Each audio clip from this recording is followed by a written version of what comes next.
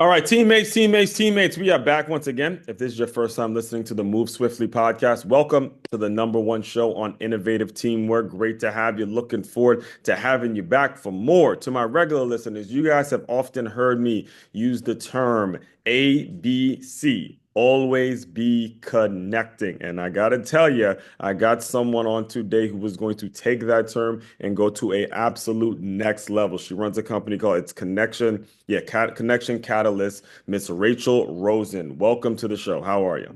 Great. Thanks, Aswan. Really excited to be here today.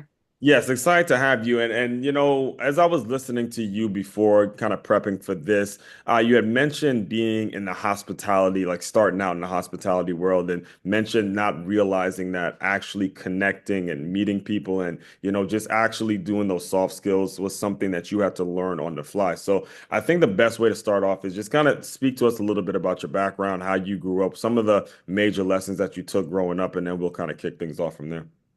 Yeah, so my career started in hospitality. I cooked for the beginning of my career and then worked in hotels and restaurants in the front of the house.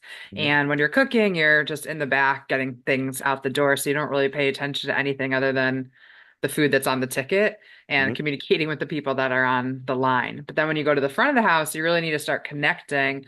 with your customers Mhm. and understanding what their needs are. And I didn't realize how important that was now of the skills that I learned then. And Steve Jobs always has a quote of saying, you can't connect the dots looking forward, you can only do them looking backwards. And that's kind of what brought me to do this work today because I realized I learned so many skills around how to connect with different people. So when people are coming into hotels or restaurants, you get to know them and you understand their likes and their dislikes, and you have all that listed down because you want to give them the best experience you possibly can. And Mhm. even if you're meeting someone new, you're striking a conversation with someone to start to learn more about them. And Right. so then they may become a regular for you. When I worked in restaurants in New York City, some of my best customers that became my regulars were those that had a problem. Mhm. And I was able to solve that problem for them. And then because I gave them such a good of experience, even though the experience initially was bad, they Right. kept coming back because they knew that they were going to get that service and that same opportunity to have a great meal and great service every Mhm. time they came back into the restaurant. So what kinds of things were driving you to get out of your comfort zone to connect? And I asked that because I spent a really, when I say brief, really brief time working at a restaurant. It's I don't know if they have it in New York. It's called the Green Turtle. I grew up in Hmm. Maryland. And the Yep. Green Turtle is like a sports bar. So it was Yep. in Chantilly, Virginia, and there was this gym that just got built, and I was training out of there. And since it was just open, I tried to, work at this sports bar to get people in to the gym so I could connect with them. Didn't work out too well, but I got a small taste in terms of like you mentioned, the back of the house and the front of the house, and it's like two different worlds. And one of the things that I had picked up on when I was there is you have to actually care. There has to be something driving you to really get those tips and really get the interest of the people because you're right. You're gonna get regulars if you show some level of compassion that it's not just here's your food and good meal and good riddance. So what were some of those things that were like driving you during that time to get out of your comfort zone? I think it was really important to just find ways to have a connection point with someone. Like, why are they there? So I Mhm. am familiar with the Green Turtle. I actually worked in DC out of college. So, There you go. but Guys, just my been playing stuff. You know how we do here, man. It's happening. It's happening as it always does on this show. Yeah. And so actually my first job at Hyatt, I did a management training program. And then after that, I worked at a sports bar. So Mhm. for example, we'll just use a sports bar Yeah. as an example, but why do people come to a sports bar? Mhm. They want to watch sports. Sports, So yeah, that was even if that, that was my I motivation. I'm like, all right, yo, got the business, the fitness training. It's like a sports-based gym, and I'm a sports guy, so maybe I could figure out a way to get people in the gym and all that kind of stuff. Exactly. So even if I didn't like a specific sport, like the sports bar that I worked at was a very big football bar. Like football was a big thing. And obviously in DC, it's you're the Redskins, well, now Commanders, but it was Redskins Hey, back Brett, we're then, Redskins fans. You can say it. We're right? allowed to say it now. Okay. So Redskins and Cowboys, that was obviously like the biggest thing. And people would come to, especially when the Redskins and the Cowboys played each other. But it was learning about what was important to them. Like, why did they come to watch football? What was exciting about that for them? Or maybe they're coming to watch something else, but just getting to know people from a human level really started to allow myself to open up a little bit more too, to get to learn more about people. And then people ask you questions about yourself too, because Right. as humans, we really want to be connecting Yes. and we often don't do it. And a lot of people that I work with, we have a fear of rejection or a fear of telling somebody something that we're going to get um, criticized for. But more often than not, we have things in common. And if we just talk about it, we'd be surprised how much we can connect. Like, even, we've only been talking for a few minutes. You mentioned the green turtle. I know the green turtle. Before we jumped on the call, I'm Mhm. in New York City. You went to Stony Brook. There's a Exactly. lot of connection points, and we had never met each other face to face before, right? So the more you have the opportunity to talk to somebody, you'd be surprised how much you can connect. And even if it's something that you are not familiar with, it then gives you an opportunity to learn. And I think that's the area where people don't realize. They're always thinking, oh, I have to only talk to this person because we have to have similarities. But if you have differences, that's even better because now you're learning something that you never knew before. Right. And also to that point, if you are doing the self-development work, you're going to develop the personality. You're going to develop the uniqueness. You're going to develop the attraction towards people because you're going to ask certain questions. You're going to do your homework, and you'll have a sort of a way of attracting the right person into your world, or people into your world, where you can get these questions off and realize how much you're connected. And like she said, less than 5 minutes of us chatting. So, that being said, I'm curious now. When you were you in school when you were in DC? Is that why you were in DC because you went to school? That was after college. So I worked there after college. So when you're going through those college years, and I'm asking this because I'm noticing the amount of books that you have behind Yeah. you and how much self-development work you did.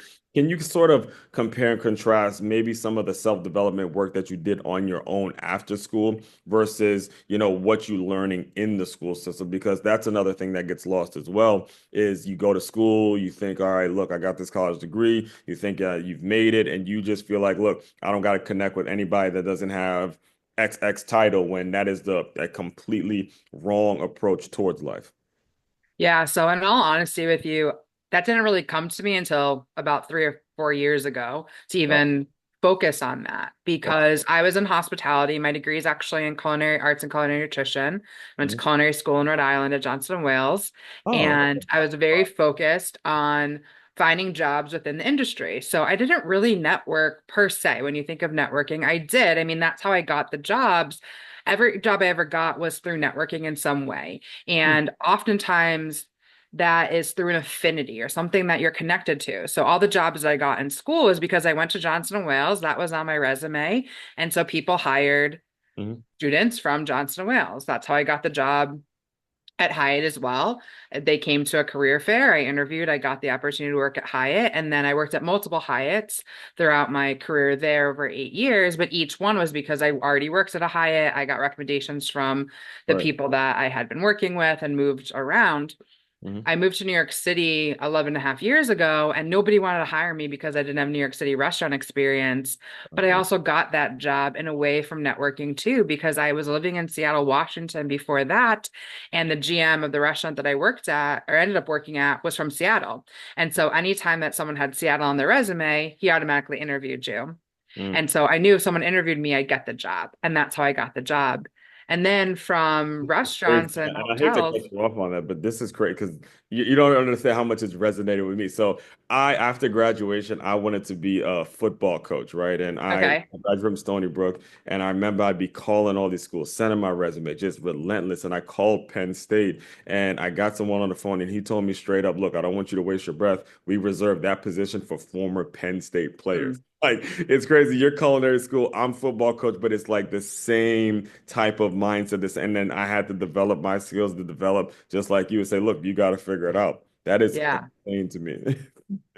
And it's interesting because that is the same for multiple industries. And Right. then I left working in operations of hotels and restaurants to work on the tech side of things. So I worked at two different tech companies and I got my first role in a tech company because they were installing at the restaurant that I was at. And the CEO really liked my performance and what I was doing and the impact that I was telling them of ways that they can improve their system. And he asked me to come work for them. So Hmm. that's how I got my start in tech and then moved through technology companies to become a chief customer officer.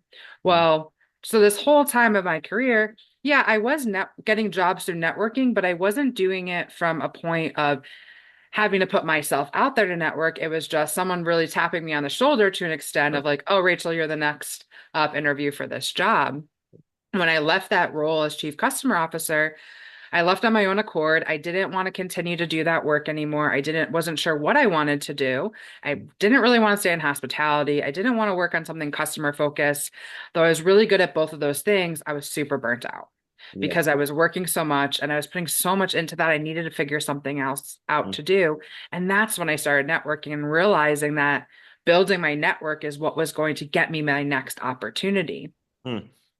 and realizing that there was a skill set around it. And Right. we don't focus on that. And to your point, in Hmm. college, nobody really talks about it. They Right. don't teach Ring the the skill bell. set. Ring the bell. They don't teach the skill set that even the school that I went to, Johnston and Wales, is very big on helping you find that next getting a job and having you work while you're in school. We only went to school 4 days a week, Monday through Thursday, so you could work Friday, Saturday, Sunday. That was like it's a big part of their curriculum, Hmm. but it doesn't, nobody really teaches networking.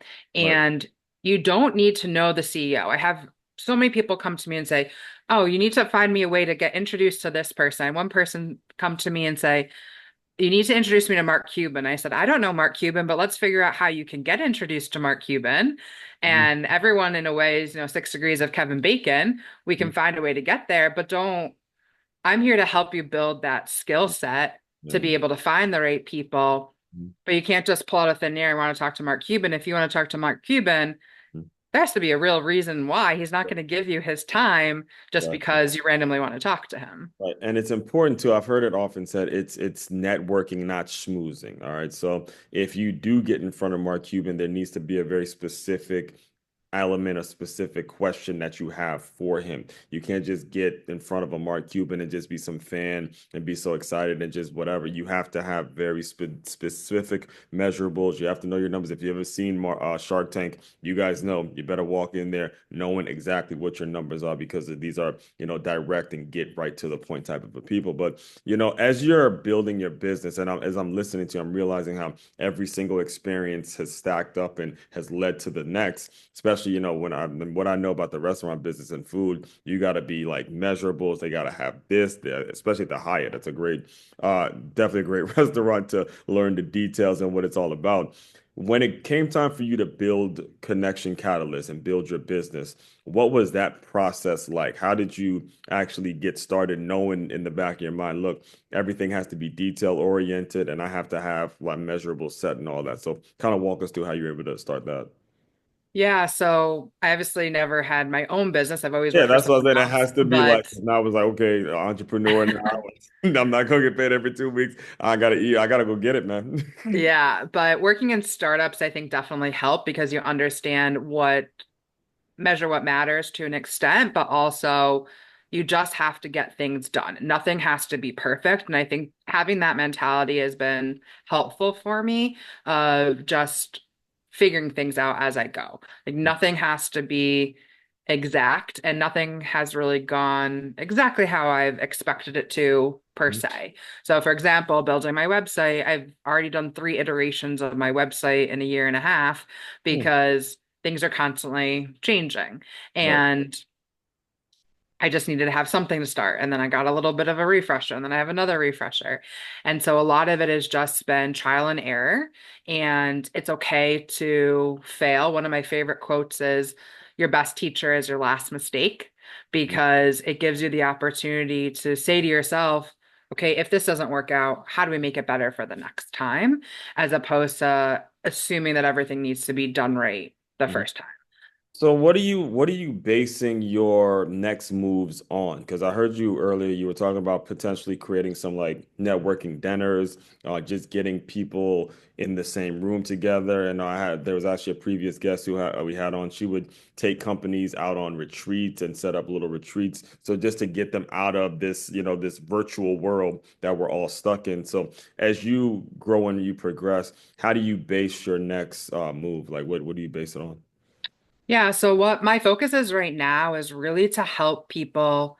I like to say take the icky out of networking and turn it into sticky relationships. So I like to work with people from a group coaching perspective or an individual coaching perspective, as well as going in to do workshops with teams or communities, associations, things of that nature, speaking engagements to get others to see the importance of it, but also help them start to build that skill set. So, my group coaching program is called Networking Accelerator, and it's a 12-week program that allows people to get that process started and seeing how they can turn that into a habit. And I really am empowered or want to empower individuals to make this be something that they're doing every day. Mhm. And if it's not every day, that's okay, but it's something that you need for the rest of your life. It's not just when you're looking for a job or when you're starting a job and you're meeting the teammates. It's the conversation you're having with the person in the grocery store or the person that's sitting next to you on the airplane. You just never know who someone else knows. And I truly believe in a world of connection. And I think that the more we open up and talk to people as opposed to being in our phone or having our headphones in and not making eye contact or talking to anybody, the better the world we're going to be in moving forward. Yeah, you beat me. You literally just beat me to the next question is, in the people connector business, this thing called AI, this thing called Mhm. technology, virtual stuff. And, I've been on record saying as great as these things are, you still need a human brain to work all these things. If at all, how has that affected your business? So I think AI is great in a lot of different ways, but it's how do you use it that's going to better help you.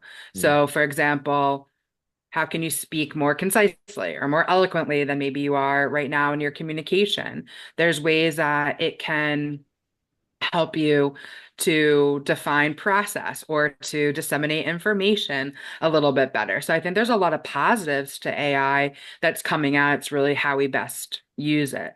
But I don't think that connection, actual human connection, is ever going to go away. If you think about communities from the past, let's just say, even from 100 years ago, when there's a lot of immigrants coming to the US, specifically from Europe, Mhm. they had all different communities and people were raised within their community. Right. And now we tend to be raised by social media, Right. where that's YouTube. not I really, teach now. It's funny because these kids be on TikTok and they're telling me a bunch of the new. I did actually an article about this, and I was asking them what their favorite TV show is. All these kids, these are fourth grade kids. They had their favorite YouTuber. They didn't yeah, even watch TV anymore. Like I'm like, yo, your age, I was in the Arthur, maybe Taz, like actual TV shows on network TV. right. They all had their favorite YouTubers. I'm like, man, it made me want to step my. I was like, I gotta step my YouTube game up for real. It's crazy. Yeah. And it's still a point of connection, right? Because we're still talking about, they may talk with each other what their favorite YouTubers are, but how much time are we spending watching YouTube versus having conversation? And Right. I think that's the area that everyone has been struggling with, especially after the last 5 years with COVID, because we went from, having, we'll just call it a normal life to Not our even that, life but like getting what I crushed. realized too is we kind of took, and just speaking for myself, we took that for granted. Just to Yeah, be able to have a bunch of people in an event, we really took that for granted when it was just like that, snatched away from us. exactly. And the same thing with, I think technology is still important. Mhm. The opportunity for us to even have this conversation right now wouldn't happen without the technology of Zoom, Right. right? We've never have met if there wasn't technology. We live Mhm. in completely different cities, Right. but we need to embrace that at the same time and say, hey, it's really cool that I'm talking to someone in Florida when I'm in New York Right. in a video chat because we would have never have been able to do that. So connection can happen both in person and virtually. Right. It's just a matter of how we want to embrace that and what does that look like, and actually having good conversations with people where we can find, again, either things that are similar that we can connect on, or learning from somebody because we don't know what they're talking about. We've never heard about that before, and you can lean in and learn a little bit. Yes, and to that point of learning from people, I strongly, strongly suggest you guys, you have got to find like-minded people because it was on this very show. Shout out to Bridget Hom. She's been on this show. She was on the show maybe a couple months ago. But after we stopped recording, she invited me into her Facebook community, and then she put out a post saying, "This is how I use ChatGPT. Prompted to tell you something about yourself. I did it, and I was able to learn about myself through somebody else's suggestion that lives again not with completely different areas." And then boom, when you're able to do that, that's on you to do. That's something that's working within you, and you have the responsibility to do that. So we don't use excuses. We don't use a situation where, oh, because this word, we're going to complain about it. That's not what we do over here. So it's important that you as a business owner, I know that's primarily the people that listen to the show, as a business owner, you don't have the luxury of making excuses. You're going to have to figure it out regardless of what type of world we live in. So, all that being said, I do want to be very respectful of your time. Can you just tell people a little bit about what's next and what's your overall vision? Because I know I mentioned the dinners and mentioned some of your program and stuff like that. So I'll let you speak on that a little bit. Yeah, so on the dinners specifically, I one of the reasons why I started these dinners, they're small group dinners in New York City where I bring together a maximum of 8 people. They're entrepreneurs and executives that come Mhm. from different industries, roles, genders, generations to come together and connect. Because oftentimes when we are meeting people in person, it's those that are in the same industry or the same role that we have. And what happens there is Hmm. that we tend to recycle ideas versus coming up with new ideas. And Mhm. so this gives people the opportunity to meet people they probably would have never met before. You never know if there's going to be a business connection, it could All be right. a personal connection, but just have a dinner with people that you can connect with that you may never have met before. And I What's got this idea the, from well, not to, but what's the criteria for someone to be involved with the dinners? Did they apply? they need to be an executive, so director and above, someone that works on a P&L, Right. and then an entrepreneur. So Right. someone that has their own business. And I believe, well, we can add the link to the show notes for people to Yeah, yeah, I apply put the channel. in I New just York want to make sure City. everyone was listening. They were on it. Yeah, then they're more than welcome to apply for the dinners. I do 2 a month Mhm. and I facilitate the conversation. So these dinners are a little bit different than most networking dinners where there's one conversation at the table. So Mhm. most dinners that you go to, you're only talking to your neighbor. And I wanted to avoid that being the case so that everybody gets an opportunity to both listen and Mhm. speak. And what I found most often happens with people when they go to networking events, whether you're extroverted or introverted or an ambivert or neurotypical or neurodivergent, people don't want to be talking all the time.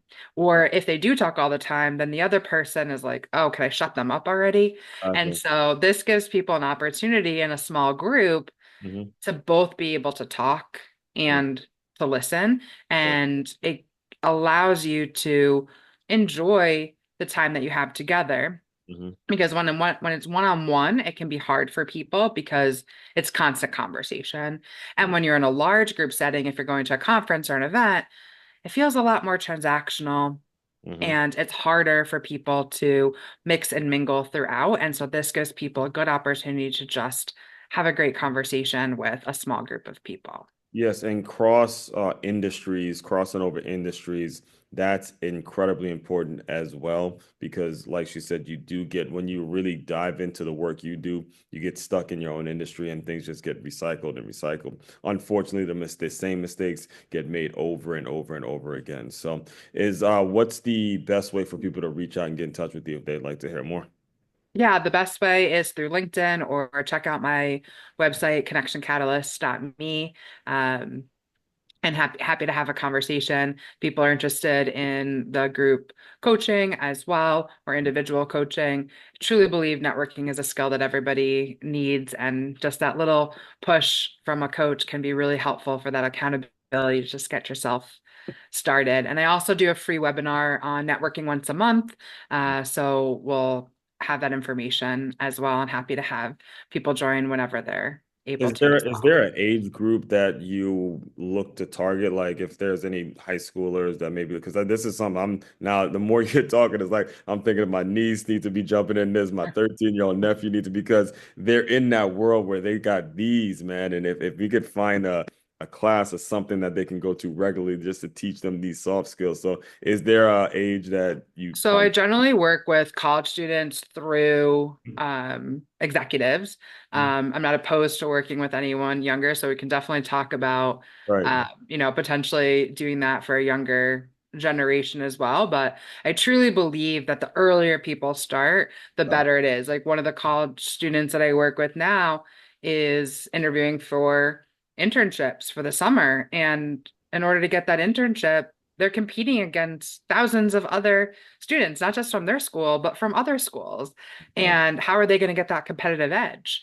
right. It comes through conversations and meeting people. It's not just what you do in the interview, but how can you connect with people and really truly show who you are genuinely and authentically showing up as. Exactly, exactly. So that guys, look again. We could probably talk for hours upon hours upon hours on this, but long and short of it is really get out of your comfort zone. I cannot stress that enough. Get out of your comfort zone, meet people again like you. I wouldn't have known that Penn State isn't hiring anybody, and I would have been going down this rabbit hole for years without having the guts to pick up the phone, call someone, and deal with rejection. So, the final thing I do, Rachel, to close out all the shows is I want you to use your imagination a little bit. You are back to being, I guess, back of the house, a culinary. You're just out of culinary school. You're cooking. You have a bunch of orders coming in. You're left, you're right. Just pretend that that version of Rachel has come into the Zoom room. Give her some words of encouragement, and we will officially close. Yeah, I think the one thing that I would say is don't live and die by your job. Mm. Resume doesn't define you. Life outside of work is equally important. So find things where you can get joy outside of work. Oh man, you could tell you read all of those books behind you, and they are like, man, it's like beaming out of you. So I all did. I that, actually just finished 1,000 books in 5 years. That was there my you go, 5 year man. goal. Well, Yeah. congratulations, Thank congratulations. you. And I look forward to keeping up with your journey, man. I'm super, super pumped that we were able to do this. And like I was telling you before we started recording, I'm going to be applying a ton of these lessons in a couple days here when I go to Atlanta to the College Football Hall of Fame. So, all of that being said, fellow teammates, continue to move swiftly. We will talk more soon.